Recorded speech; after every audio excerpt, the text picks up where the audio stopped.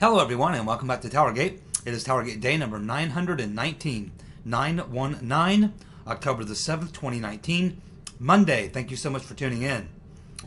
Okay, well, it looks like we have another whistleblower. We've been hearing about this for a couple of days now, and it appears that this whistleblower is going to come forward, but now it's starting to look like they're not even going to take his report. Why? Because the only thing he's saying is he's got first-hand information of what the former so-called whistleblower said he had hearsay information of. But he's basically the same thing. And, of course, the transcript's already been released, and everything's been released, and, of course, there's no crime. There never was a crime. It was all a scam. Just like everything else. This entire thing is a scam. Keep that in mind. Keep this in mind. This so-called impeachment inquiry is not a legal process. It's not a judicial process. It's none of that. It is nothing more than just another committee requesting more documents, trying to push this narrative, made-for-TV narrative, that it's actually something to do with impeachment. It's not. They can request all the documents they want, and the White House can say, take a hike. Why? Because it's not a real legal process. It's nothing more than a propaganda campaign, disguised as an impeachment process. Now, Mitch McConnell has come out and said, well, by law, I have to, if they have this impeachment and they send it over to the Senate, I do have to actually conduct the trial here. That's the law. Of course, it could be very short, and I kind of get where McConnell's coming from, and he has made it pretty clear he's going to kill it in the Senate. But he should go one step farther. Actually, a couple steps farther. Number one, he should get more specific and say, look, this is not a real impeachment inquiry. So the very second that they put the papers on my desk, if it came from some sort of a so-called investigation, it came out of a committee in the House, just because Nancy Pelosi calls it impeachment doesn't mean it is. It hasn't gone through the actual legal process. It wasn't handled the way an impeachment would normally be handled. Therefore, it has no standing here in the Senate, and it's dead on arrival. We will not even take it up as a trial in the Senate. He could go one step farther. He is the Senate Majority Leader, just as Madam Botox has changed all the rules in the House to allow her to conduct this witch hunt under the guise of a so-called impeachment inquiry. McConnell could simply make a rule himself saying, hey, unless an impeachment goes through the official process, which means you have a full vote in the House and you have an affirmative vote for impeachment and you have specific articles of impeachment of what laws were broken, and unless the president had the opportunity to have legal counsel present, and unless the minority party had the ability to also send out subpoenas and request witnesses and cross-examine people, unless this has been done the way it's supposed to be done, it is dead on arrival here in the Senate. He can make up a rule tomorrow, making that perfectly clear, and send it over to Pelosi and say, if you want an actual trial in the Senate, you have to follow the damn process. And here it is. That's a new rule I just made up, to go along with the rules you made up. That's what he should do, and he should make it perfectly clear. But the fact of the matter is, I don't care, as far as these whistleblowers, this is starting to look almost exactly like the Kavanaugh hearings. One person pops up, and then another person pops up, and another person pops up. I bet you they've got a half a dozen people waiting in line. And they roll out the first one, and once that person gets beat to death for a week or two, and that person's credibility is gone, they roll out the next one. And when that person's credibility is gone, they roll out the next one. And when that person's credibility is gone, they roll out the next one. They'll have a never-ending row of people to come in and claim something. This is a gigantic hoax, and it's just a shame. It's a damn shame that the media is so freaking corrupt. So freaking corrupt. Even Fox is handling this like a bunch of clowns. Despite the fact that they've had multiple legal analysts come on there and tell them that this thing is a gigantic hoax. It is not an impeachment inquiry. It's nothing more than a committee in the House wanting to do an investigation, and they're requesting documents. They keep reporting on CNN and MSNBC and New York Times and Washington Post, subpoenaed. The White House has been subpoenaed. No, they have not. Read the damn request. They're not subpoenas, because if they had an actual subpoena, they would have to go through a legal or judicial process, and then all the things I just talked about would have to happen. This is nothing more than a media smear campaign. And the strategy by the lawfare folks who are running this damn show anyway is to send these letters suggesting, telling the White House they must turn over all this information, even though they're not actual subpoenas at all, and the White House doesn't have to comply, and the Congress or Pelosi and Schiff and the rest know they don't have to comply, but they can use that so the media can run out and run the smoke and mirrors campaign. And what happens when the White House says, this is the lawfare strategy? They know that the White House is going to say, no, this is not even a legal procedure. We don't have to, they're not even actual subpoenas. We don't have to give you anything, and we're not going to give you anything. And then the next step is say, uh-oh, that's obstruction. He's obstructing an investigation. And then they can move on obstruction. And they say, okay, well, here's our case for impeachment. It's obstruction.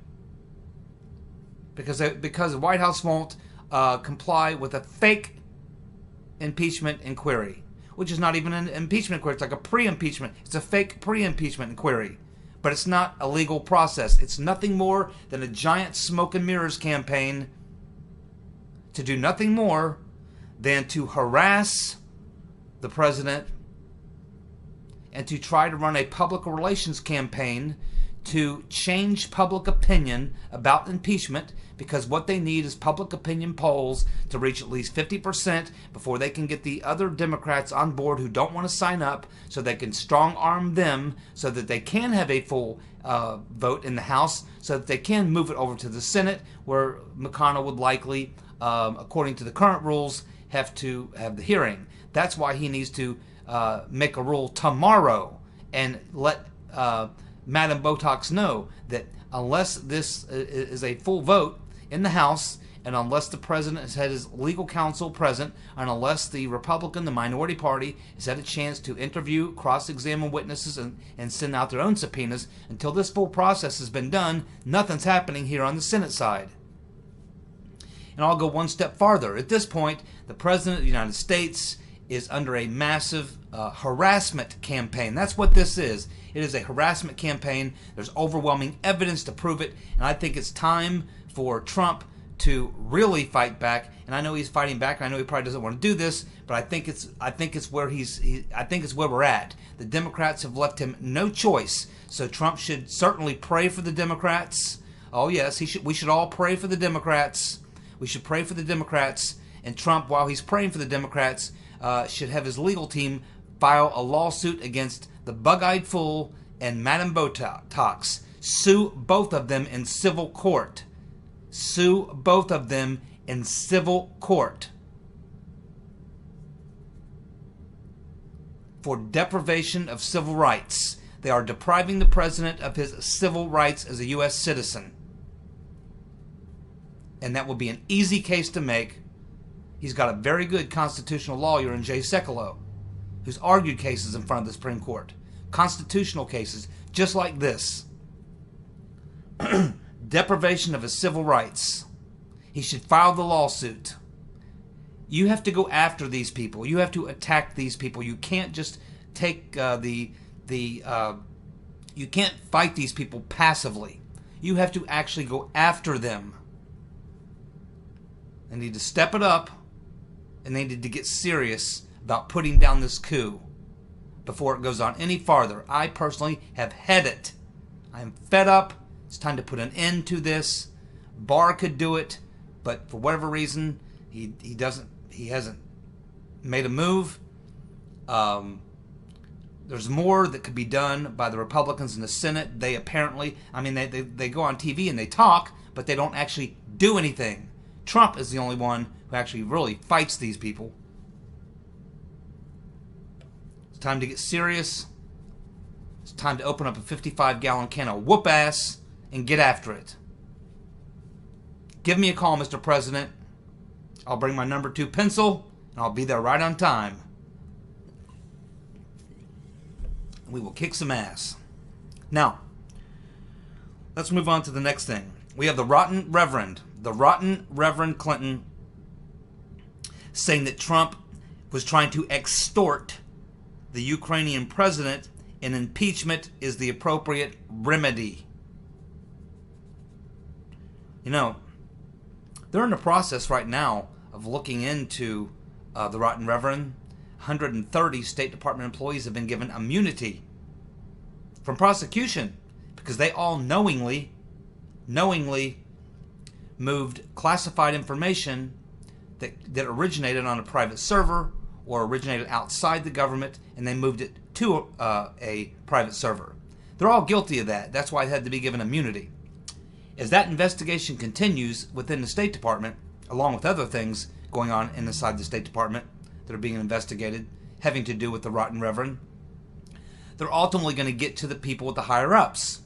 And they're going to say, because the lower people that they just talked to, they probably all said, yeah, well, I mean, we're just doing what we were told to do. Yeah, some of these people are going to say, yeah, we raised issues. Yeah, we said this doesn't look right. Yeah, we said this is probably not something we should be doing. But they were probably are going to say, hey, we were told by our superiors, hey, it's okay, go ahead and do it. It's been approved. Go ahead and do it. It's come from the highest authority at the head of the State Department. You can do this. Who would that have been? The rotten Reverend. They're going to keep talking to people up the chain of command until they finally get to the person right under the rotten Reverend who's going to have to say, well, we advised the rotten Reverend Clinton that that this was a problem. We did our best to discourage people from using this email address. It wasn't on a government system, but quite honestly, we were overruled by the head of the State Department, and that was the rotten Reverend Clinton. She better be very careful, because ultimately, I do hope that if Barr and Durham do a thorough investigation, they will come to the conclusion, just like I think a lot of people are going to come to, that I came to many months ago, which is that the rotten Reverend Clinton is behind the entire coup plot. She has been since the very morning after she lost in 2016. We know that because of the book those two Democrats wrote, where they talked about the fact that after the morning after she lost, they got together, they had a meeting with Podesta and Mook and all those people, and they said, hey, we got to find a good reason, we got to find a good excuse of why we got beat by Trump. And they came up with the Russian hoax. And it's what they had been using. They were going to try to use that to knock Trump out. It didn't work, and they still had all this stuff. So they just moved it from a stop Trump from being elected to knock Trump out of office, an impeachment move. And that's what it's always been. The rotten Reverend is behind the entire plot. She planned, organized, directed, and controlled all of this, and she still is to this day. She is the driving force behind all of this, and I certainly hope when we get to the bottom of this that she does not escape justice. And I certainly hope that they get back to that State Department investigation and get to the bottom of her illegal server and her criminal acts. The rotten Reverend needs to be charged and thrown in jail where we can finally be rid of her. I'm sick of her. I don't want to hear from her anymore. Don't want to hear from her anymore. Just lock her up. The rotten Reverend. I'm pretty sure she's behind this this little matter having to do with the whistleblower as well. To take care of Biden, to get him out of the way. Just about guarantee it. Well, we had John Ratcliffe. He was on with Maria Bartiromo this morning, and Maria Bartiromo asked if Adam the Bug-Eyed Fool Schiff had met personally or directly with the whistleblower. And that kind of made Ratcliffe a little uncomfortable, because it's almost like, oh, where did she hear that? And she said that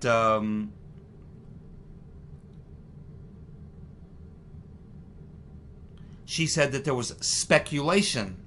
She said there was speculation. And of course Ratcliffe, and she knew he couldn't answer the question. She just wanted to see how he reacted to it. And the way he reacted to it was he seemed kind of surprised, because that's not something I've heard. We all know that this so-called whistleblower talked to staff members, but I haven't heard that he talked directly to Schiff. But Maria Bartiromo suggested that there's speculation that he did speak directly with Schiff. And of course, Ratcliffe could not comment on that because that's, not something he can talk about right now. But he sure as hell didn't knock it down. He did not knock that down. That's another thing.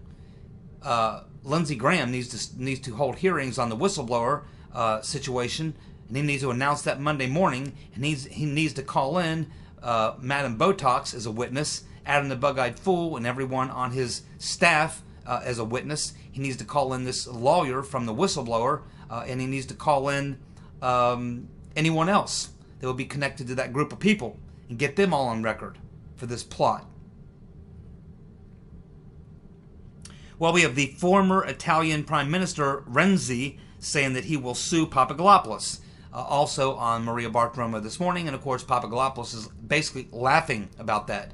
And he explained it very simply. Renzi was the Prime Minister when all this stuff was going down. And now the heat is on. And it's not just on the people on our side of the pond. Renzi was the Prime Minister when all this went down. And it's very likely that none of that happened without his knowledge. Obama probably asked him personally to get involved and to help out in the coup plot. And he knows that probably there's evidence and people who will testify who will make that perfectly clear. He's feeling the heat too.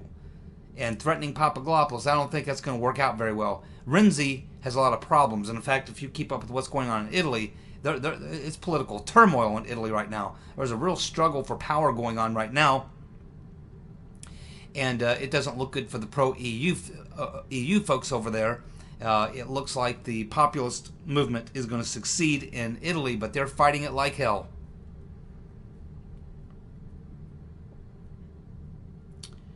Multiple media reports now that Brennan did in fact task the Italian intelligence agencies to cooperate on the coup. So it looks like now we understand why Brennan was contacted shortly after Barr and Durham were in Italy talking to all the people over there, specifically about Mifsud and Vincenzo Scotti. And it looks like, based on some media reports and the fact that they were just there and that they leave Italy and now they're all of a sudden really focused on wanting to talk to Mr. Potato Head. It's because it's being reported that they learned while they were in Italy that it was Mr. Potato Head, Brennan, who directed Italian intelligence to cooperate with what they were doing.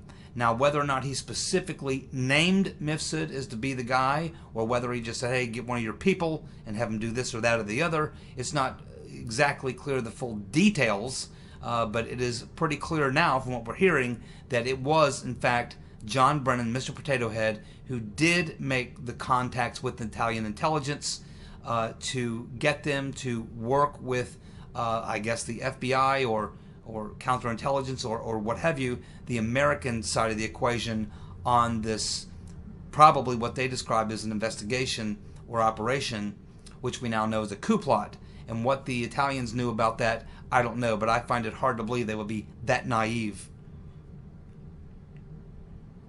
We're also learning that this Arvinder Sambai, which is the woman who told Papadopoulos after he informed her that he had joined the Trump campaign and was going to be heading back to the States, she's the one that said, oh, no, you can't go back to the States now. You have to go to Rome. You have to go to Italy. You have to meet this very important guy. He can help you a lot with meeting people on the world stage, diplomats. He's connected to everybody. You got to go meet this guy in Italy. She was talking about Mifsud. So now we know that Arvinder Sambai, the woman who was behind that, the woman who made that happen, works for the FBI. She was working for the FBI when she was there in London at that time. She also worked directly under Uncle Bob the Executioner at one time. She's totally deep state, totally connected to the FBI and to intelligence. Pretty sure she's going to be answering some questions if she hasn't been questioned already. We're now hearing that the Inspector General, in fact it's coming directly from the Inspector General office, that the Inspector General's report will be released within the next 2 weeks. Within the next 2 weeks. So I expect that there's going to be some revelations in there about about the FISA court and how they used the Steele dossier and some of the other things. However, do keep in mind, don't expect too much from the IG report. The IG, the Inspector General Huckleberry Horowitz, who is a Democrat, an Obama appointee, his wife is a very active Democrat lawyer, very active in the Democrat lawyer community in D.C. She also serves as has some function involved with CNN, as some sort of a legal analyst or something like that. She's got a connection to CNN with their legal department, and she's, of course, a hardcore lefty. Now, keep in mind, Inspector General Huckleberry Horowitz, he is the custodian for the Department of Justice and the FBI. His job is to clean up the messes that they make, and with as little fallout as possible. It's his job to turn the mountains into molehills. That's his job, is to clean up the messes and to keep things on the down low as much as possible, to cover as much as possible, to cover up as much as possible. And he's in a tough position because obviously Attorney General Barr is over him, and Attorney General Barr is certainly going to be looking at the Horowitz report himself, and it's going to be hard to fool Barr. If Horowitz drops a bunch of stuff in there that isn't really what it should be, Barr will probably call him out on it. So he's in a bit of a tough position, but Horowitz, the custodian, is not going to be connecting dots and drawing conclusions on conspiracies. I'm sure there'll have to be criminal referrals. I don't know how he can avoid that. And if they have to throw a few people under the bus to save the deep state and the DOJ and the FBI, that's what they'll do. They'll throw Comey under the bus. They'll throw Strzok under the bus. They'll throw McCabe under the bus. The most thing important to them is Horowitz's job is to protect the integrity of the institutions. That would be the FBI and DOJ. They can throw some dirty people out at the top and hopefully try to convince you that the rest of the conglomerate is fine. Just a few bad apples at the top. That's how that will be handled. So don't expect too much from Horowitz, although I do expect it has to go through Barr, so he's going to have a rough time covering a lot of things up, but he's going to do it to produce as little amount as damage as possible to the institution. But I expect that there will be damning things there, and I think that it will serve as the springboard for Barr and Durham to justify everything that they've been doing when they announce indictments, and also it will justify, according to Lindsey Graham in his own words, his hearings, which Graham says he'll be having right after the Horowitz report comes out.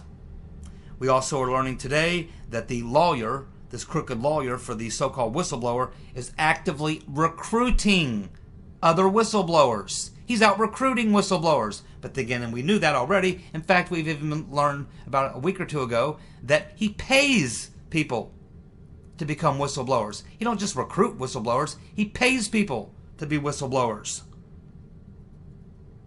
And we're also getting more confirmation that Mifsud himself was involved in the plot to set up not just Papadopoulos, but Michael Flynn. And we're even hearing that he has drafted some of the pro-EU Brexit plan stuff. He's written some of this stuff for how the Brexit should happen, taking the pro-EU side on the EU's plan for how to have a Brexit. So he's involved in a lot of things, isn't he? It's not stuff that has anything to do with Russia or Russian interest. Now, let's get to Dumbass of the Week. Very, very close this week, I'll tell you that. I think most of you know that from if you've read the comment section. Okay, so we have Alan. He's going to go with the Wild-Eyed Commie. Ocasio-Cortez, Patty Willing. Patty Willing is going to go with Madame Botox, the Bug-Eyed Fool, the Wild-Eyed Commie, and his honorable mention, Mad Max. Oh, yes. Gordon, he's going to go with the Bug-Eyed Fool, Madame Botox, and Quid Pro Quo Joe. Well done, Gordon. Susan's going to go with the Pencil Neck Geek, Adam Schiff for brains. Lee is going to go with Pelosi, Schiff, and Quid Pro Quo Joe. There's 3 solid picks. Tiana Tiana originally wanted to go with Schiff, Pelosi, and the Rotten Reverend. Good choices. But then she changed her mind and decided to go with Willard Romney. She went with Willard. Keith, he's going to go with the Bug-Eyed Fool. Sane Environmentalist, he's with the Bug-Eyed Fool and Madame Botox. Jenny tweets. She likes Madame Botox, the Bug-Eyed Fool, and Willard. Dennis Shaw. Dennis is going to go with the entire Demo Commie party. Well done. And you can include the media. Of course, they're kind of one and the same, aren't they, Dennis? We have Jeanette. She's going to go with the Bug-Eyed Fool, Madame Botox, and the Wild-Eyed Commie. Jonathan, he's going to go with Madame Botox, the Pencil Neck Geek, Adam Schifferbrains, and the Wild-Eyed Commie. Freddie Schaffer, she is going to go with Madame Botox, the Bug-Eyed Fool, and all Demo Commie liars. Well, that will be all of them. Peter James, our good friend Peter James out in the Great Northwest, he is going to go with the Bug-Eyed Fool, Madame Botox, and Mr. Potato Head. Yes, indeed, Mr. Potato Head. Spectre, he's going to go with Pelosi. Babs is going to go with AOC. Kev is going to go with AOC. Mike G from over in the UK, where it's all about to come to a head here in just a couple of weeks. Mike's going to go with the Bug-Eyed Fool, Madame Botox, and the Wild-Eyed Commie. Mark, he's going to go with Willard, the Dog Murderer. Ed is going to go with the Bug-Eyed Fool and Madame Botox. Youngblood, he's going with Madame Botox, Quid Pro Quo Joe, and the Wild-Eyed Commie. Sue Sung, going to go with Pelosi, the Pencil Neck Geek, Adam Schifferbrains, and Biden. Crazy Joe, who's not long for this world in the political realm, if you know what I mean. He's about to achieve room temperature in the area of politics. We have Gary going with, here's someone out of the blue. Gary is going to go with Phil Mudd. That's a very good choice, especially since we just found out yesterday that Phil Mudd is actually the relative, the great-great-grandson of the guy named Mudd who was involved in the assassination of Abraham Lincoln. He was one of the conspirators that conspired to kill Abraham Lincoln. And this is not a lie. Phil Mudd is the great-great-grandson of that same Mr. Mudd who was involved in the Lincoln assassination. Douglas is going to go with Willard, Michael Avenatti, the creepy porn lawyer, and Mr. Potato Head. Well done, Douglas. Montag Muller is going to go with the Bug-Eyed Fool, Madame Botox, and Mr. Potato Head. Jamie, he's going to go with Madame Botox, the Pencil Neck Geek, Adam, the Bug-Eyed Fool Schiff, along with Mad Max. Mad Max, yes, she's on the board. Media Speaks, he's going to go with the Pencil Neck Geek. He's going to go with Quid Pro Quo Joe and the Rotten Reverend, the demonic buzzard, circling over the Biden campaign, just waiting for him to finally figure it out. Dennis Waddell, going to go with Schiff, Pelosi, and Brennan. I hope that I wrote that down correctly. Dennis Waddell going with the Bug-Eyed Fool, Madame Botox, and Mr. Potato Head.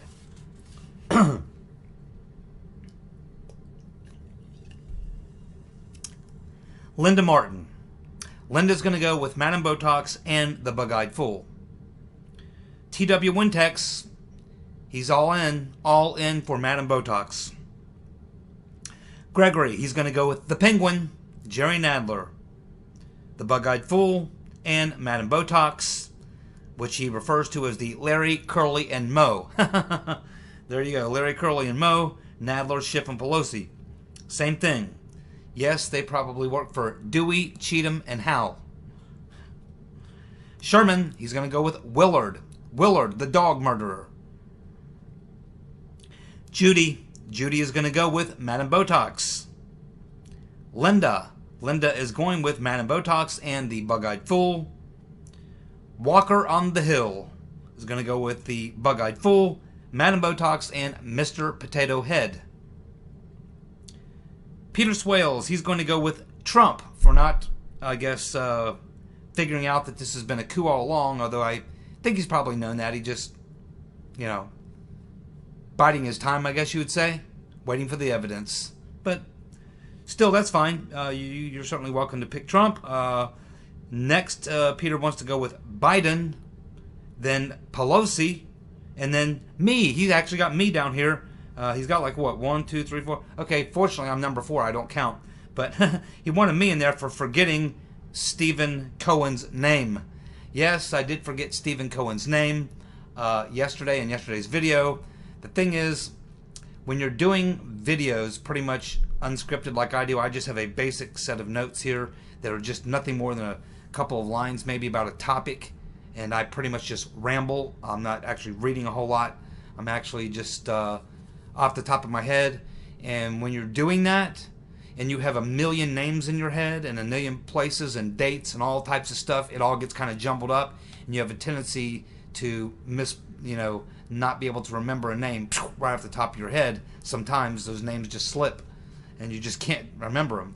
So there's just so many. There are so many names, so many dates, so many events, so much. It's really hard to be able to, unless you're a human encyclopedia, which I'm not. So that would explain that. But yes, the name I was trying to think of yesterday was Stephen Cohen. We have Mrs. Miggins. Mrs. Miggins is going to go with Madame Botox, the Bug-Eyed Fool, the Penguin, quack, quack, quack, the Penguin, and I guess as an honorable mention, Cortez, the Wild-Eyed Commie, who's the one who suckered Pelosi into this whole thing and then cut out the back door when things got a little heated. And now she's out there wanting to talk about the issues, and Nancy is left holding the impeachment bag, which isn't an impeachment bag at all. It's a hoax. So let's tally up the votes. Believe it or not, this week it was so damn close for the battle for first place. As you can imagine, just from the list I just read off, it was totally between Madame Botox and the Bug-Eyed Fool. And believe it or not, the Bug-Eyed Fool wins first place for Dumbass of the Week, beating out Nancy Pelosi by 1 vote. The final vote tally, the Bug-Eyed Fool, 25 votes. Madame Botox, 24 votes. Whew, that's close. That's really close. And bringing up the rear in third place, we had the Wild-Eyed Commie Ocasio-Cortez receiving 9 votes. And we had a 3-way tie. If we did a 4th place, we would have had a 3-way tie for 4th place. We would have had Biden, Romney, and Mr. Potato Head all tying for 4th place. But we don't do 4th place. So the winner of this week's Dumbass of the Week, by 1 vote, the Bug-Eyed Fool, Adam, the Pencil Neck Geek Schifferbrains. Madame Botox, number 2. And number 3, the Wild-Eyed Commie.